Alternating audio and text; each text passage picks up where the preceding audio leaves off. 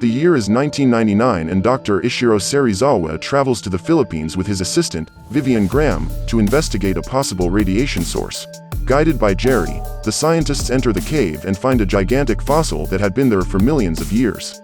While exploring the place, Vivienne finds something similar to two eggs and realizes that one of them is broken, which raises suspicions that something came out of it. In Japan, Joe Brody receives a call from Takashi and tells him that the tremors that were occurring in the Philippines have already reached that city.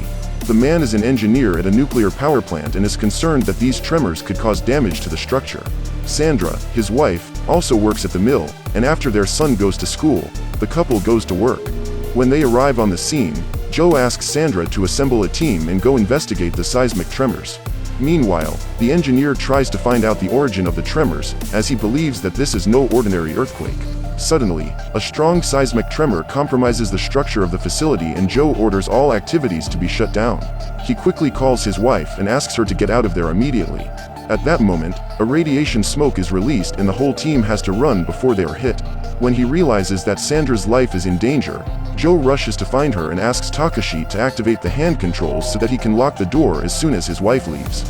However, the woman claims that she will not be able to reach the end of the corridor in time and asks her husband to lock the door, otherwise the entire city will be exposed to radiation. Seeing the cloud approaching, Joe closes the door and then sees Sandra and her team on the other side. Before leaving, Sandra asks her husband to look after Ford, and the man promises that he will protect his son. Minutes later, the entire facility begins to fall apart and Ford begins to worry about his parents. 15 years have passed since the day of the accident and Ford is now a bomb expert in the US Navy. He has just returned from a mission and has been away from his family for 14 months. He now lives in San Francisco with his wife and 5-year-old son. After putting Sam to bed, Ford goes to spend some time with his wife, but soon the couple is interrupted by a phone call. Elle gets up to answer the phone and finds that her father-in-law has just been arrested in Japan for trespassing in a quarantine area. Furious, Ford packs his things to go find his father.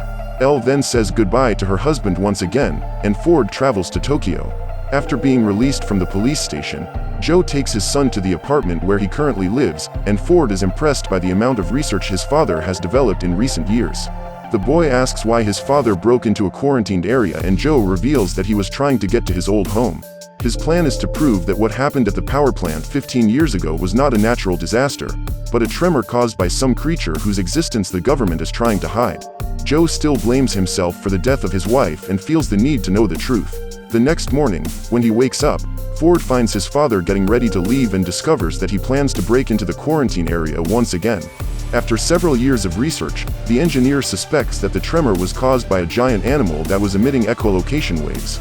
Joe is convinced that this creature is still living in the old power plant and is determined to go there to find out the truth. Ford knows that he will not be able to dissuade his father from this idea, so he decides to go with him.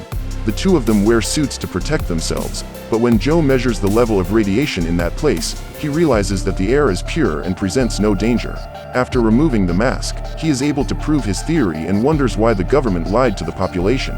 A few minutes later, father and son arrive at the house where they lived and Joe finds the records of his old research. The man also finds a picture of his family and is moved when he looks at his wife's face for the first time after so long.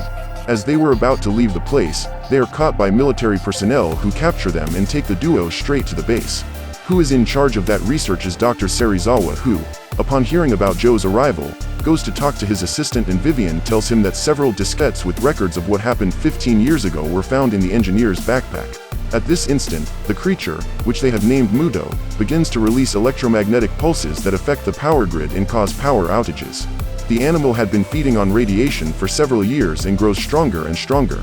The security team then orders everyone to clear the perimeter, as the monster could attack at any moment. Ford is trapped in a van and is left behind with no way to escape to safety. Afraid of the damage that creature could cause, Serizawa orders his men to eliminate it and MUTO is electrocuted. Everyone believed he was dead until a beast emerges from within that spore and a strong electromagnetic pulse knocks out all the electrical power in the facility. At that moment, the door to the room where Joe was being held opens and he takes the opportunity to escape. During his escape, the man runs into MUTO, which pulls the power cables and causes several metal beams to fall. The vehicle Ford is in his hit, but the boy manages to escape unharmed. However, the bridge where Joe was standing ends up being knocked down and he falls among the rubble. The monster then emerges from the depths and uses its wings to transport itself far away. Hours later, a medical team arrives on the scene to render aid to the injured, and Joe is one of them. Ford accompanies his father to the hospital and receives some advice. Before passing out, Joe asks the boy to go home and protect his family. Later, Joe ends up dying and Ford is summoned to Dr. Serizawa's office to help his team contain the threat. After offering condolences for the boy's loss, the scientist tells that in 1954, when a nuclear submarine first reached the depths, a creature was awakened from its slumber. Godzilla is an alpha predator that is on Earth millions of years before humans existed. At the time he was born, the planet was 10 times more radioactive, and these ancestral beings fed on the radiation. However, as the ages passed, the radiation present on the surface decreased dramatically, and the creatures adapted to live on the ocean floor, close to the underground, in order to absorb radiation from the planet's core. Serizawa says that 15 years ago his team found the fossil of another giant animal in the Philippines, but the creature had been wiped out thousands of years ago by parasitic spores. One of them gave birth to the monster that caused Joe's death, and Vivienne asks Ford if his father has shared with him any information about what happened the day his mother died. After pondering for a few seconds, the boy remembers his father saying something about echolocation, and upon hearing this, Dr. Serizawa soon suspects that the creature was trying to communicate with another individual of his species. After making his contribution, Ford is sent by helicopter to Hawaii, where he must take a direct flight to San Francisco. Arriving in Honolulu, the boy takes a train to get to the airport and is confronted with a small boy being separated from his parents when the automatic doors close. Since he can't open them, the sailor tries to reassure the parents and promises that he will take the boy back to them. By tracking the radiation signal emitted by the creature, the scientists discover that the bat is approaching Hawaii and send agents there to contain it. It doesn't take long before they find MUTO feeding, and soon the sensors pick up something else approaching the island from the ocean. Serizawa suspects that Godzilla is on the way and new military personnel are sent to keep watch on the beach. As the soldiers prepare to attack the giant bat, they are surprised by an electromagnetic wave that causes the aircraft to stop working and explode upon colliding with the ground. All power within a radius of several miles is cut off and the train Ford is on stops running. People on the beach are surprised by an emergency alert and need to leave immediately. Looking out to sea, Serizawa can hardly believe it when she sees the king of the monsters approaching. When Godzilla comes out of the ocean, he causes a tsunami that overwhelms the city. The tourists try to escape, but end up being swept away by the water. People on the highest floors of the buildings are not affected, but the city's entire electrical power supply is compromised. Suddenly, Godzilla appears and the military begin shooting in an attempt to stop the creature. However, their shots do not cause any damage to the animal. When the electricity is restored, the train starts running again, and the passengers despair at the sight of the prehistoric parasite walking towards them. Military aircraft show up to shoot down the creature, but this does not stop the train from being hit, causing the elimination of many people. The creature then attacks a helicopter and, when it collides with the airport runway, causes a huge explosion. But Godzilla arrives to confront him and maintain the balance of nature, as that creature challenges his sovereignty as king of the monsters. After the attack, Honolulu is devastated and medical teams are sent to treat the wounded. Ford walks through the crowd with the little boy on his lap and asks a social worker to help him find his parents. While Ford is filling out a form, the boy walks away without him noticing. However, when the man goes after him, he realizes that the young man has been reunited with his parents and feels the relief of having fulfilled his promise. Now his mission is to return home. However, since the airports are closed, Ford must ask the military for a ride and discovers that the monsters are also on their way to San Francisco. As Godzilla is heading towards the city, Dr. Serizawa believes that MUTO is also there, since he is being hunted by the king of the monsters. However, Vivienne reveals that the signal emitted by the giant bat indicated a call and asks why the creature wanted to call a predator. In this instant, Serizawa understands that the signal was not for Godzilla but for another parasite, since 2 spores were found in the Philippines 15 years ago. As far as scientists know, the second spore was inert and was sent to the United States nuclear waste dump. However, when the military goes to check if he is still there, they discover a large hole in the cell, which indicates that a gigantic creature has managed to escape. The monster quickly arrives in town and wreaks havoc wherever it goes. When Vivienne sees the images, she realizes that this parasite is much bigger than the other one and has no wings. Upon hearing this, Serizawa suggests that that is a female and what attracted Godzilla was the mating call directed at her. The couple of MUTOs are now looking for radiation so that they can breed. The plan, then, is to assemble a nuclear warhead and put it on a boat to explode far from shore. This way, the radiation will attract the parasites and Godzilla will go after them. In this way, the monsters can face each other without endangering the lives of the citizens of San Francisco. Upon arriving in Lone Pine, California, Ford discovers that another monster is on the loose. As a sailor and explosives expert, he insists that the sergeant let him help assemble the nuclear warheads. Elle is a nurse in the hospital when she receives a call from her husband. She is very relieved to hear Ford's voice, because since her husband went to Japan, she has not been able to speak to him. Ford then states that he will arrive at the hospital the next morning and promises that he will get his family out of the war zone. At this very moment, thousands of people are trying to leave San Francisco, but end up stuck in traffic. That night, Ford and other military personnel are transporting the nuclear warheads on a train when they spot a war going on a few miles away. Therefore, the group decides to take a break and contact other military personnel in an attempt to find out if the way to the coast is clear. However, while trying to contact them, the officer hears several screams, and suddenly a terrifying roar approaches. The men then split into two teams to investigate the site. Ford and Morales are surprised by the female's arrival, but manage to hide before being attacked by her. The pair breathe a sigh of relief, believing themselves to be safe, but are soon surprised by the arrival of a burning train. While running, Morales ends up being eliminated by the monster, but Ford manages to survive by jumping into the water and spots the creature feeding on the nuclear warheads. By morning, Ford is still alive. He managed to swim to shore and was the only one of his team to survive the attack.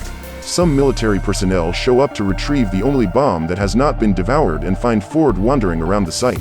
Meanwhile, Elle sees her patients and coworkers leaving town, but decides to continue waiting for her husband.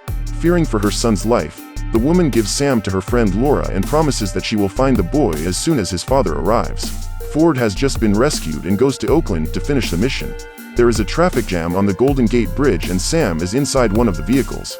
Everyone is apprehensive when they spot hundreds of birds flying away from the ocean and soon realize that some threat is approaching. Just then, the officers prepare for Godzilla's arrival and the shooting begins. Afraid that his bus will be hit, the driver steps on the gas and manages to overtake the vehicles in front of him. During the escape, the children scream desperately as they watch Godzilla being attacked. Furious, the giant lizard breaks the bridge in half and continues on his way to the beach. Meanwhile, another group of military personnel turns on the stopwatch and a countdown begins, marking 1.5 hours until the bomb explodes. At that instant, an electromagnetic pulse is released and the engines of all the war vehicles are switched off. As a result, aircraft begin to fall out of the sky and the pilots are unable to get the boat with the nuclear warhead away from the coast. The situation worsens when MUTO appears, dives into the water, and then invades the city. After getting food, he flies towards the female of his species, who is about to give birth to her first litter. Now, the army has a new problem on its hands, because an analog timer has been installed on the nuclear warhead that MUTO picked up and it is not possible to deactivate it remotely. If the explosion occurs, not only the parasites will be destroyed, but also the 150,000 people who still remain in the city. Therefore, they plan a way to break into the creature's nest and find the bomb in less than 1 hour so that Ford can disarm it. However, if the timer cannot be stopped, Plan B is to get the bomb to the pier and send it as far away from San Francisco as possible before it explodes. At this time, Elle and the other people who were in the war zone hide in the subway. The skydivers jump onto the spot where they believe the female has built her nest and are faced with a duel between the titans. The group follows the signal emitted by the warhead and spots the creature laying its eggs in a deep hole underground. After laying eggs, the female is attacked by Godzilla and the soldiers take the opportunity to look for the bomb. Upon entering the nest, Ford is dismayed to see thousands of spores ready to release new monsters into that world. Finally, the soldiers find the warhead and there are only 27 minutes until the explosion. The men try to open the control panel so Ford can disarm it, but the doors are sealed. Therefore, the only option is to take the bomb to the boat and send it away from the city. As the soldiers carry the warhead out of the nest, the giant lizard is about to eliminate one of the parasites, but MUTO appears to defend the female. The two creatures then team up to attack the enemy and destroy numerous buildings during the battle. Before he leaves, Ford manages to cause an explosion that completely destroys that nest. Realizing that her offspring have been eliminated, the female is distraught and, in a moment of distraction, is struck by Godzilla's atomic ray. At that moment, Ford takes the opportunity to escape, and the officers manage to get the bomb to the boat. When he realizes that his food has been stolen, the parasite goes after the thieves and MUTO continues to confront the lizard, but ends up dying when crushed by the enemy's tail. During the attack, a gigantic building is brought down and Godzilla ends up buried beneath the rubble. Despite his leg injury, Ford walks toward the pier and sees his colleagues being eliminated by the parasite. The man then runs to the boat where the warhead is and realizes that there are only 13 minutes left before the explosion. So he sets off in the hope that he can steer the ship away. However, his plans are threatened when the monster approaches his boat and is about to tear it to pieces. At this moment, something unexpected happens and Ford is saved by Godzilla, who attacks his enemy with a bite and then shoots his atomic beam into the animal's mouth. When the creature is destroyed, the town's electrical power returns and the boat's engines start running again. However, Agent Ford is too weak to make it back to the dock and decides to accept his death, knowing that he was responsible for saving thousands of lives. Minutes later, Ford is surprised by a bright light from a rescue helicopter. The sailor is rushed off the boat and manages to survive the explosion. The next morning, Godzilla is found in the middle of the city and is unconscious. Everyone believes the giant of the seas is dead, but they realize they were wrong when the creature starts breathing again. The firemen try to save as many people as possible who are lost in the rubble, and Ford walks through the city with his son on his lap looking for his wife. The man was already beginning to lose hope that Elle might be alive, but is surprised when he sees the woman leaving the shelter. After hugging her son, Elle kisses her husband and feels relieved to have her whole family together again. On this day, everyone stops to watch the king of the monsters return to the sea after eliminating his competitors to the throne and saving the city.